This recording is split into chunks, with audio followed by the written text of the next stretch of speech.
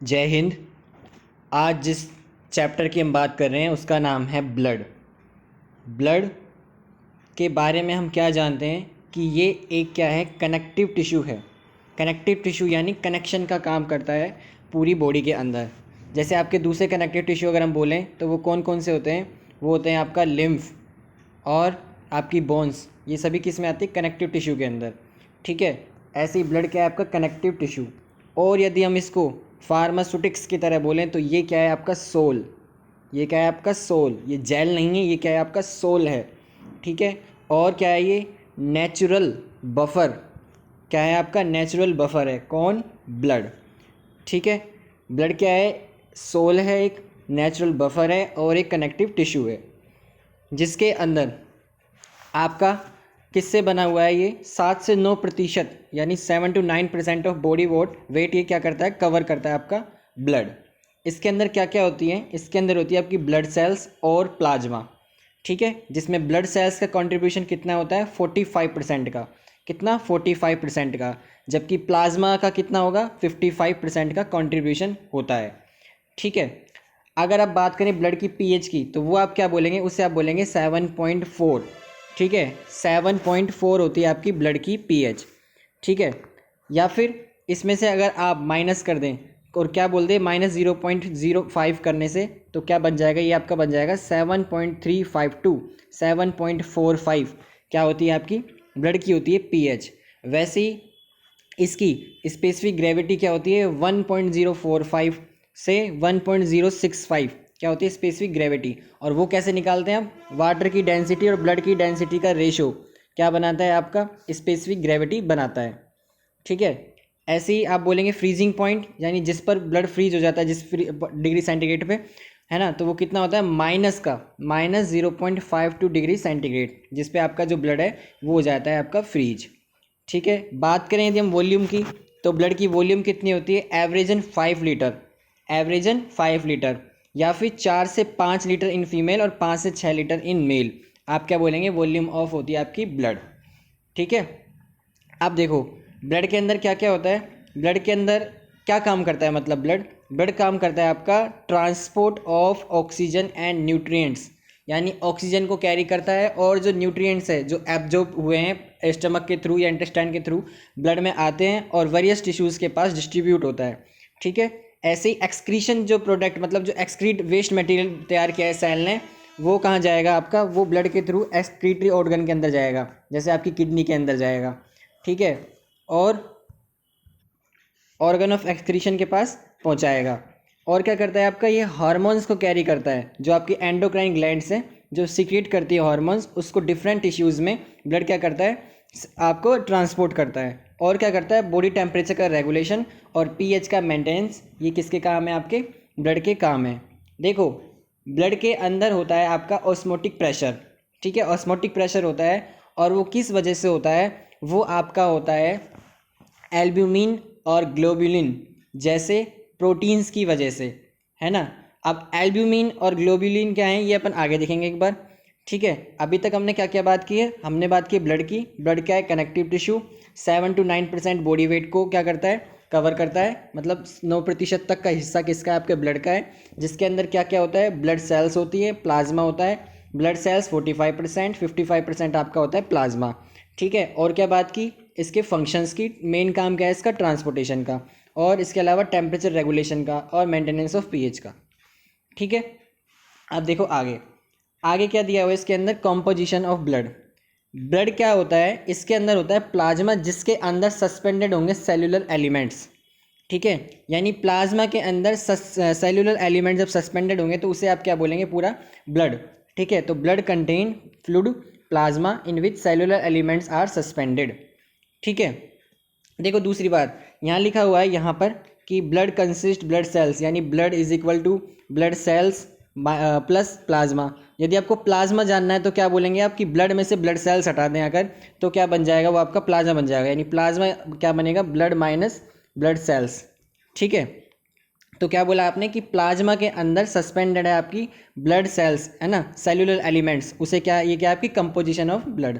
और क्या होता है इसके अंदर, इसी पूरे ब्लड के अंदर वाटर कितना, लगभग 91% एवरेजन, या फिर 90 to 92% क्या होता है आपका, वाटर होता है। और ब्लड सेल्स कौन कौन सी, आरबीसी, डब्ल्यूबीसी, प्लेटलेट्स।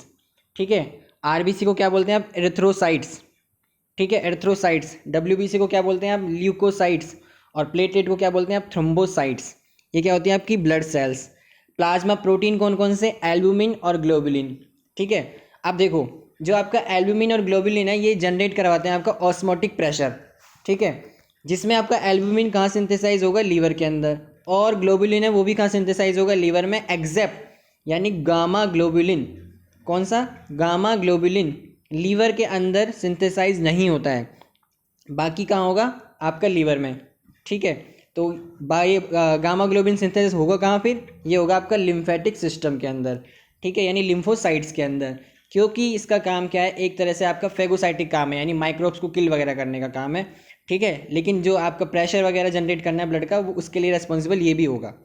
ठीक है, तो क्या बोला, प्लाज्मा प्रोटीन कौन से, एल्बुमिन और ग्लोबुलिन, जिसमें गामा ग्लोबुलिन लीवर के अंदर सिंथेसाइज नहीं होता है ना, बाकी सब क्या है, लीवर के अंदर सिंथेसाइज होते हैं जो भी प्लाज्मा प्रोटीन्स होंगे। क्लोटिन फैक्टर क्या रखता है, फाइब्रिनोजन। कौन सा रखता है, फाइब्रिनोजन। ठीक है, आगे देखो और क्या रखेगा, हार्मोन्स, इलेक्ट्रोलाइट कौन कौन से, सोडियम, पोटेशियम, कैल्शियम, क्लोरीन, है ना। एंटीबॉडीज़ भी रखेगा ये। ठीक है, और उसमें एंटीबॉडी भी कौन सी बोली, जैसे गामा ग्लोबुलिन वाली बताई, उससे related antibodies. Waste material, urea, uric acid, creatinine. Gases कौन सी, ऑक्सीजन, कार्बन डाइऑक्साइड, नाइट्रोजन, है ना, ये सब क्या होंगी आपकी ब्लड के अंदर प्रेजेंट होंगी। ठीक है, ये हमने जनरल बात की किसकी, ब्लड की। ठीक है, क्या बोला आपने, ब्लड दो तरह से बताया, ब्लड सेल्स और प्लाज्मा। इसके अंदर प्लाज्मा वाले जो मटेरियल आएंगे वो आगे बात करेंगे, अभी हम शुरुआत करेंगे ब्लड सेल्स की, जिसमें क्या क्या आता है आपका, आरबीसीज, डब्ल्यूबीसीज, है ना। ठीक है, अब आरबीसीज, डब्ल्यूबीसीज एंड प्लेटलेट्स, इनकी शुरुआत करते हैं। सबसे पहले देखो आप आरबीसी, है ना। आरबीसी क्या होती है, आरबीसी होती है आपकी रेड ब्लड सेल्स। क्या होती है आपकी, रेड ब्लड सेल्स। और दूसरा नाम क्या है इसका, इसका दूसरा नाम है एरिथ्रोसाइट्स। क्या है आपका, एरिथ्रोसाइट्स ही इसका दूसरा नाम है। ठीक है, ये रटने की जरूरत नहीं है कि they are circular biconcave disc shaped cells having no nucleus, ये रटने की जरूरत नहीं है, बस ध्यान रखना है कि बाइकॉनकेव होती है, सर्कुलर होती है, डिस्क शेप होती है इसकी, और न्यूक्लियस प्रेजेंट नहीं होता है। ठीक है, पर ये ध्यान रखना है कि सिंथेसाइज क्या होती है, प्लूरीपोटेंट स्टेम सेल के अंदर क्या होती है आपकी, आरबीसी डेवलप होती है। और वो कहाँ भी, वो भी कहाँ, बोन मैरो के अंदर। ठीक है, कहाँ पे, बोन मैरो के अंदर। अब ये अगर ऐसे याद करें हम कि क्या बोलें, स्टेम सेल के अंदर सिंथेसाइज होगी तो भी सही है। ये प्लूरीपोटेंट वर्ड का मतलब क्या है, प्लूरीपोटेंट वो सेल्स होती है, या वो आपका क्या बोलते हैं, स्टार्टिंग होता है मटेरियल जिसके थ्रू आप कोई भी ऑर्गन डेवलप कर सकते हैं। मतलब कान के अंदर है अगर आप, तो कान का डेवलप कर दिया, मतलब किसी भी ऑर्गन को डेवलप करने वाली सेल्स को क्या बोलेंगे, प्लूरीपोटेंट। ठीक है, तो ऐसे आपने क्या बोल दिया कि बोन मैरो के सेल्स कौन सी, प्लूरीपोटेंट स्टेम सेल में क्या होती हैं आपकी, आरबीसी सिंथेसाइज होती हैं। ठीक है, और देखो जब आपका फीटल होगा, देखो जब बड़ा व्यक्ति है तो कहाँ हो रही है, बोन मैरो में, लेकिन जब फीटस होगा तो कहाँ डेवलप होगी, वो स्प्लीन एंड लीवर के अंदर सिंथेसाइज होगी। अडल्ट में भी हो सकती है, यदि बोन मैरो प्रॉपर फंक्शन ना करें तो अडल्ट के अंदर भी आपकी आरबीसी सिंथेसाइज हो सकती है। आरबीसी को कंट्रोल कौन करेगा, एरिथ्रोपोइटिन। एरिथ्रोपोइटिन, और एक वर्ड आएगा एरिथ्रोपोइसिस। एरिथ्रोपोइसिस यानी आरबीसी का फॉर्मेशन करवाने वाला। ठीक है, अब एरिथ्रोपोइटिन रिलीज कौन करता है, वो करती है आपकी किडनी। कौन करती है, किडनी। तो अगर क्वेश्चन आए कि RBC synthesize is control by organ, तो आप बोलेंगे किडनी। लेकिन पूछा जाए किसके थ्रू, किस हार्मोन के थ्रू, तो क्या बोलेंगे, एरिथ्रोपोइटिन। ठीक है, रेड बोन मैरो अडल्ट के अंदर क्या करती है, आरबीसी सिंथेसाइज करती है। ठीक है, और वुमेन के अंदर कितनी होती है आरबीसी, 3.5 से 5.5, 3.5 से 5.5 मिलियन मिलीमीटर क्यूब फीमेल के अंदर, और मेल के अंदर कितनी, 4.5 टू 5.5। ठीक है, लाइफ स्पान कितना होता है इसका, 120 डेज, और डायमीटर थिकनेस याद रखने की जरूरत नहीं है। ठीक है, ये जनरल बात की आपने किसकी, आरबीसी की। कलर वगैरह है इसका, और देखो आरबीसी की वैल्यू किसके अंदर जाती है, जो लोग पहाड़ी क्षेत्र में रहते हैं ना, तो क्या लिखा हुआ है, एक्सरसाइज और हाई एल्टीट्यूड वाले एरिया होगा, जहाँ या जो ज़्यादा एक्सरसाइज करते हैं उन लोगों के अंदर आरबीसी की जो काउंटिंग है, नंबर ऑफ आरबीसीज, वो क्या मिलेंगी आपको, ज़्यादा मिलेगी। ठीक है, और क्या काम करती है आरबीसी, आरबीसी काम करती है ट्रांसपोर्टेशन ऑफ ऑक्सीजन। किसका, ट्रांसपोर्टेशन ऑफ ऑक्सीजन। देखो एक आरबीसी होगी, उस आरबीसी के अंदर क्या होगा, हीमोग्लोबिन। क्या होगा आपका, हीमोग्लोबिन, एच बी बोल दिया इसको आपने। उस एक हीमोग्लोबिन में कितने आयरन बोलेंगे आप, उसको बोलेंगे आप 4। कितने आयरन, 4। ठीक है, इनके साथ मैक्सिमम कितने, सॉरी मतलब एक हीमोग्लोबिन के साथ मैक्सिमम कितने जुड़ सकते हैं आपके आयरन, ऑक्सीजन, वो बोलेंगे आप 4। ठीक है, यानी ऑक्सीजन कैरिंग कैपेसिटी कितनी हो गई, 4 की। एक हीमोग्लोबिन 4 Fe जोड़ दिए, ठीक है, और उसके साथ सबके साथ एक एक ऑक्सीजन लगा दिया। ठीक है, ये होती है, देखो हीमोग्लोबिन बनाया, Fe लगाया इसके चारों तरफ, 4 Fe, 4 Fe होगा, और इनके साथ क्या जुड़ेगी आपकी, ऑक्सीजन। ठीक है, और इससे क्या बनेगा, यानी आयरन हीमोग्लोबिन वाला पार्ट, आयरन और इसके साथ ग्लोबुलिन प्रोटीन विद ऑक्सीजन, तो क्या बोल दिया आपने, ऑक्सी हीमोग्लोबिन। क्या बोल दिया, ऑक्सी हीमोग्लोबिन। ठीक है, वैसे ही जब हीमोग्लोबिन जुड़े अगर कार्बन डाइऑक्साइड के साथ, यानी CO2 के साथ, तो उसको आप क्या बोलेंगे, उसको आप बोलेंगे carb amino haemoglobin, carb amino haemoglobin. और यदि वो कार्बन मोनोऑक्साइड के साथ जुड़े तो क्या बोलेंगे आप उसको, कार्बोक्सी, कार्बोक्सी हीमोग्लोबिन। ठीक है, क्या बताया, आरबीसी के अंदर क्या होता है आपका, हीमोग्लोबिन होता है, जिसमें क्या होता है, आयरन होता है, जिसके साथ क्या होती है आपकी ऑक्सीजन बाउंड होती है, और वेरियस टिश्यूज़ के अंदर क्या होती है, ट्रांसपोर्ट होती है आपकी ऑक्सीजन। ठीक है, वैसे ही जब CO2 के साथ अगर मतलब ऑक्सीजन जब के साथ हीमोग्लोबिन जुड़ा तो क्या बन गया, तो उससे बन गया आपका ऑक्सी हीमोग्लोबिन। ठीक है, जब कार्बन डाइऑक्साइड के साथ जुड़ा तो क्या बोल दिया आपने, कार्ब एमिनो हीमोग्लोबिन, और कार्बन मोनोऑक्साइड के साथ जुड़ा तो क्या बोला, कार्बोक्सी हीमोग्लोबिन आपने बोल दिया। सबसे ज़्यादा जो टेंडेंसी है आपकी हीमोग्लोबिन की जुड़ने की, वो किसके साथ होगी, वो आपकी होगी कार्बन मोनोऑक्साइड के साथ, यानी CO के साथ सबसे ज़्यादा, सबसे स्पीडली बाउंड होता है आपका हीमोग्लोबिन। ठीक है, तो जैसे आप रात को सो रहे हैं, उस वक्त सिगड़ी जला के सो गए, तो उस वक्त कमरा बंद करके सो गए, तो क्या होगा उस कंडीशन के अंदर, सिगड़ी से क्या निकलेगी, कार्बन मोनोऑक्साइड, और वो कार्बन मोनोऑक्साइड क्या होगी, वो जुड़ जाएगी आपकी हीमोग्लोबिन के साथ फास्टली, और पूरी बॉडी के अंदर सर्कुलेट होगी, ऑक्सीजन की सप्लाई हो गई बैन, क्योंकि हीमोग्लोबिन के पास इतना स्पेस नहीं बचा कि अब ऑक्सीजन की सप्लाई हो सके। तो उस केस के अंदर क्या है, जो आदमी सो रहा है वो उसी समय सोते सोते ही उसका मतलब डेथ हो जाएगी। क्यों, क्योंकि जो हीमोग्लोबिन है वो सारी की सारी CO के साथ बाइंड हो गई। ठीक है, और स्पेस नहीं बचा किसका, ऑक्सीजन के लिए। उस केस को क्या बोल दिया, कार्बोक्सी हीमोग्लोबिन की वजह से क्या हुई है, आपकी डेथ हुई है। ठीक है, जब आपकी हीमोग्लोबिन टूटती है, यानी 120 डेज़ के अंदर आरबीसी आपकी लाइफ स्पान होती है, हीमोग्लोबिन टूटती है तो उसके अंदर से ग्लोबुलिन तो प्रोटीन निकलता है, और दूसरा क्या निकलता है, हीम, और हीम मतलब आयरन, और इससे क्या बनते हैं आपके बाइल पिगमेंट। क्या बनते हैं, बाइल पिगमेंट, और कौन से, बिलीवर्डिन और बिलीरुबिन, है ना, ये क्या बनते हैं आपके, बनते हैं आपके बाइल पिगमेंट्स। ठीक है, कब बनते हैं, जब हीमोग्लोबिन टूटता है ग्लोबुलिन एंड हीम के अंदर, ग्लोबुलिन प्रोटीन दोबारा काम में आ जाएगा आपका, और हीम जो वर्ड है उससे क्या बन बिलीवर्डिन बिलीरुबिन। अब किसी के अंदर ज़्यादा बाइल पिगमेंट बन रहा है, यानी किसी का बाइल लेवल एकदम बढ़ रहा है, बहुत ज़्यादा बढ़ रहा है, तो क्यों बढ़ रहा होगा वो, क्योंकि आरबीसी सबसे ज़्यादा टूट रही होगी, और आरबीसी सबसे ज़्यादा टूट रही तो इसको क्या बोलेंगे आप, हीमोलाइटिक एनीमिया, हीमोलाइटिक एनीमिया, है ना, यानी आरबीसी सबसे ज़्यादा टूट रही है उस केस के अंदर, हीमोलाइटिक एनीमिया बोल दिया। और वो कौन सा केस है, वो होता है आपका जॉइंडिस। किसका होता है, जॉइंडिस। ठीक है, तो जॉइंडिस के अंदर आप देखेंगे क्या होगा, आपका बाइल पिगमेंट ज़्यादा सीक्रेट होगा, बॉडी का कलर क्या हो जाएगा आपका, येलो कलर होता चला जाएगा, है ना, पीला पीला बनाने लग जाएगा, जिसको आप पीलिया भी बोलते हैं, है ना, उसको क्या बोलेंगे, जॉइंडिस। कब हो रहा है वो, जब हीमोलाइटिक एनीमिया हो रहा है ना, आरबीसी ज़्यादा से ज़्यादा टूट रही है, और बिलीवर्डिन बिलीरुबिन का लेवल आपका बढ़ रहा है। ठीक है, अब देखो आगे की बात, आगे इसमें दिया हुआ है क्या, कि responsible for blood group and RH factor, responsible for blood group and RH factor. ठीक है, तो इसके लिए यहाँ एक चार्ट है, देखो, यदि किसी व्यक्ति का ब्लड ग्रुप ए है, यदि किसी व्यक्ति का ब्लड ग्रुप ए है, तो उसकी जो आरबीसी की मेम्ब्रेन होगी उसके ऊपर कौन से एंटीजन प्रेजेंट होंगे, ए। ठीक है, कौन से एंटीजन प्रेजेंट होंगे, ए। और ग्रुप बी है तो उसके अंदर कौन से एंटीजन प्रेजेंट होंगे, बी।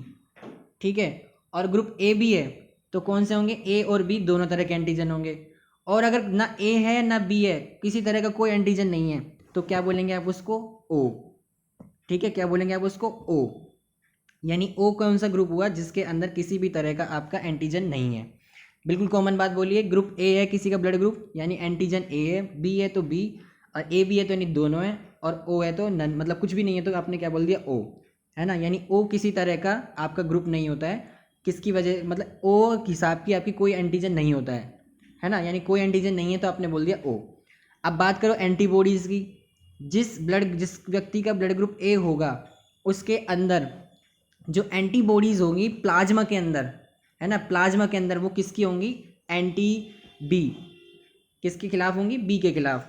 ठीक है, यदि किसी का ब्लड ग्रुप है बी तो प्लाज्मा के अंदर कौन सी एंटीबॉडीज़, ए। ठीक है, और किसी का ए बी है तो क्या होंगी, किसी तरह की नहीं होगी। ठीक है, जबकि ओ है तो ए और बी दोनों के लिए एंटीबॉडीज़ होंगी, एंटीबॉडीज़ बोल दे जिसको आप, है ना, एंटीबॉडी ए बी होंगी किसके अंदर, ओ के अंदर। ठीक है, समझ गए। ये लाइन पूरी देखने की जरूरत नहीं है, या मेन बात क्या याद रखनी है कि ए ग्रुप है तो ए एंटीजन, बी है तो बी, ए बी है तो दोनों है। दूसरी टर्म आती है आपकी क्या, ए पॉजिटिव या बी पॉजिटिव, है ना, एक वर्ड बोलते हैं अपन ए पॉजिटिव, किसी का जैसे ब्लड ग्रुप है ए पॉजिटिव, किसी का है बी पॉजिटिव, है ना, A B positive, O positive. तो इसकी वजह क्या है, इसकी वजह है आपका आर एच फैक्टर। कौन सा फैक्टर, आर एच फैक्टर, जिसको आप क्या बोलते हैं, रीसस फैक्टर, रीसस फैक्टर, है ना। इस रीसस फैक्टर में क्या होगा, जो आपकी आरबीसी की सरफेस होगी उसके ऊपर प्रोटीन प्रेजेंट होगा, रीसस प्रोटीन, है ना, वो प्रेजेंट होगा। यदि वो प्रेजेंट है तो ब्लड ग्रुप किसके अंदर आएगा, पॉजिटिव के अंदर। यदि ये प्रेजेंट नहीं है तो किसके अंदर आएगा, ये नेगेटिव के अंदर। समझ गए बात। अब अगर हम बोलें, अगर हम इस चार्ट को दोबारा देखें और हम बोलें कि किसी व्यक्ति का ब्लड ग्रुप ए है ना, तो एंटीजन क्या होगा उसमें, इस मेम्ब्रेन पर ए होगा, और उसके अंदर आर एच प्रोटीन भी है तो क्या बोल दिया, ए पॉजिटिव। आर एच प्रोटीन नहीं है तो क्या बोल दिया, ए नेगेटिव। ठीक है, अब ऐसे बी ग्रुप के लिए, किसी व्यक्ति के अंदर एंटीजन बी है तो ब्लड ग्रुप बी हो गया, और उसके अंदर आर एच प्रोटीन भी है तो बी पॉजिटिव, नहीं है तो बी नेगेटिव। किसी के अंदर दोनों है तो क्या बोल दिया, A B group. R H factor है, नहीं है अगर तो नेगेटिव, आर एच फैक्टर है तो क्या बोल दिया, पॉजिटिव। ठीक है, अब किसी के अंदर ना ए है ना बी है तो ब्लड ग्रुप कौन सा हो गया, ओ, और उसके अंदर आर एच फैक्टर भी नहीं है तो नेगेटिव, और आर एच फैक्टर है तो पॉजिटिव। ठीक है, यानी आरबीसी की मेम्ब्रेन के ऊपर प्रेजेंट होने वाला एंटीजन रेस्पॉन्सिबल है ग्रुप बताने के लिए, और उसके सरफेस पे जुड़ा हुआ प्रोटीन, आर एच प्रोटीन, है ना, रीसस प्रोटीन बताएगा कि वो पॉजिटिव रहेगा या नेगेटिव रहेगा। ठीक है, अब देखो ब्लड ग्रुप डोनेट करने की बात, यदि किसी व्यक्ति का ब्लड ग्रुप क्या है, ओ नेगेटिव है, मान लिया आपने ओ नेगेटिव है, ना तो उसके पास किसी तरह का एंटीजन है ना उसके पास किसी तरह का क्या है, प्रोटीन है, तो वो क्या कर सकता है, ना तो वो किसी से ब्लड लेगा लेकिन दे सबको सकता है। क्यों, क्योंकि नेगेटिव वाला अगर है यानी उसके अंदर सरफेस पे प्रोटीन नहीं है तो वो प्लस वाले को भी दे सकता है और माइनस वाले को भी दे सकता है। ठीक है, उसके अंदर एंटीजन भी कोई सा नहीं है यानी वो किसी को भी दे सकता है, ए को भी दे सकता है, बी को भी दे सकता है, ए बी को भी, और ओ नेगेटिव को ओनली, और ओ पॉजिटिव, ठीक है, सॉरी, सबको दे सकता है। यानी क्या बोल दिया आपने कि यूनिवर्सल डोनर, यूनिवर्सल डोनर क्या है आपका, ओ नेगेटिव। ठीक है, ओ नेगेटिव। अब बात करें यूनिवर्सल रिसेप्टर की, मतलब एक्सेप्ट करने वाला, तो वो कौन सा है आपका, A B positive, A B positive. क्यों, क्योंकि ए बी पॉजिटिव वाले को अगर ब्लड दिया जाए तो उसके अंदर ए वाला भी है एंटीजन, बी वाला भी है ना, कोई नहीं है तो भी काम चल जाएगा उसका, आर एच प्रोटीन भी है, नहीं है तो भी काम चल जाएगा, यानी सब तरह से वो एक्सेप्ट कर सकता है। तो क्या बोल दिया आपने, यूनिवर्सल रिसेप्टर तो हो गया A B positive, universal donor कौन सा हो गया, ओ नेगेटिव। ठीक है, तो रेस्पॉन्सिबल कौन है इसके लिए भी, आरबीसी, किसके लिए, आपके ब्लड ग्रुप को डिनोट करने के लिए। ठीक है, ये क्या बताया हमने, जर्नल, किसके बारे में, आरबीसी के बारे में, है ना, जर्नल के साथ काफ़ी गहरी बात करी। अब देखो एक नई चीज़, यदि कोई फादर है जिसके अंदर क्या है, आपका आर एच पॉजिटिव है, फैक्टर पॉजिटिव है, ठीक है, आर एच पॉजिटिव है, मदर के अंदर क्या है, आर एच नेगेटिव है। ठीक है, तो फीटस के अंदर जब आर एच पॉजिटिव आएगा तो उसके खिलाफ में क्या होगी, मदर अपनी एंटीबॉडी प्रोड्यूस करेगी और वो इस आर एच जो पॉजिटिव वाला जो चाइल्ड फीटस डेवलप हो रहा है इसको रोकने की कोशिश करेगी और इसके साथ मिलेगी, जिससे क्या होगा, फीटल की जो आरबीसी हैं वो ख़त्म होने के चांसेस बढ़ जाएंगे। समझ गए बात। आर एच फैक्टर पॉजिटिव वाला है व्यक्ति, आर एच फैक्टर वाली मम्मी है अगर उसकी मदर है, तो पॉजिटिव वाला जो फीटल डेवलप हो रहा है उसकी आरबीसी को ख़त्म करने के लिए क्या होगी, जनरेट होंगी आपकी आर एच एंटीबॉडीज़, किसके अंदर, मदर के अंदर।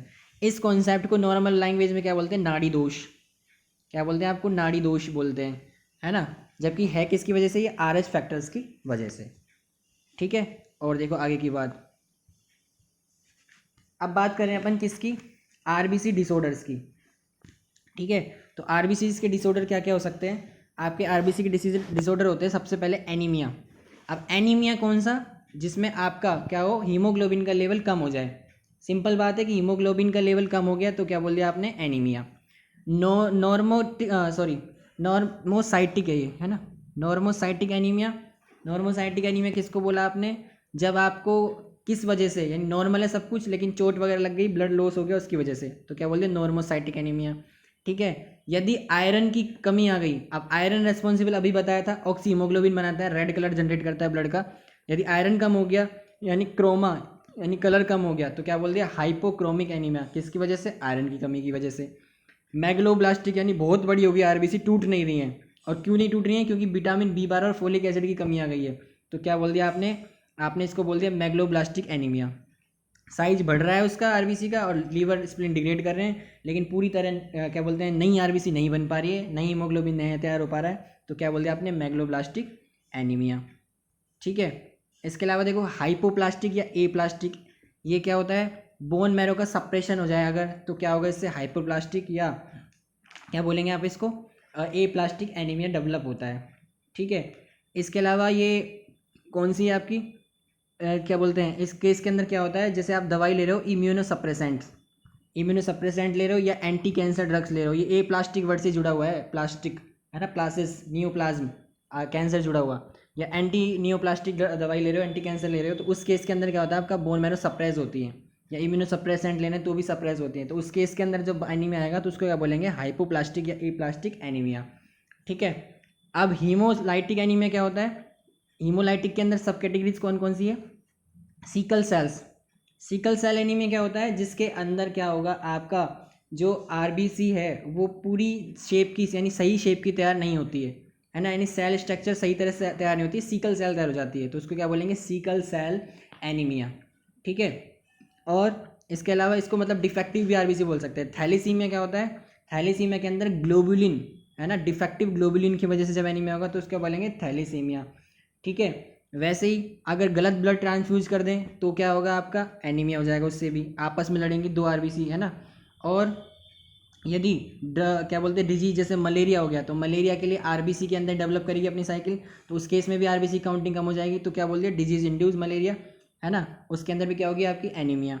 ड्रग इंड्यूस के लिए जैसे फिनासेटीन है, जिससे पैरासीटामोल तैयार बनती है ना, ये प्रीमाक्यून एंटी मलेरियल ड्रग है। डैप्सोन एंटी लेप्रोटिक ड्रग है, ये सब कोलोजी का पार्ट है, तो इन सब की वजह से भी क्या होता है, आपका एनीमिया जनरेट होता है ना, बनता है। इसके अलावा और कौन सा है एनीमिया के अलावा, पोलीसाइथीमिया। इस पोलीसाइथीमिया में क्या होता है, आरबीसी का जो नंबर है वो बढ़ जाता है ब्लड के अंदर, लार्ज नंबर, यानी पोली बहुत सारा बोल दिया, पोलीसाइथीमिया मतलब large number of RBC in blood. और पोलीसाइथीमिया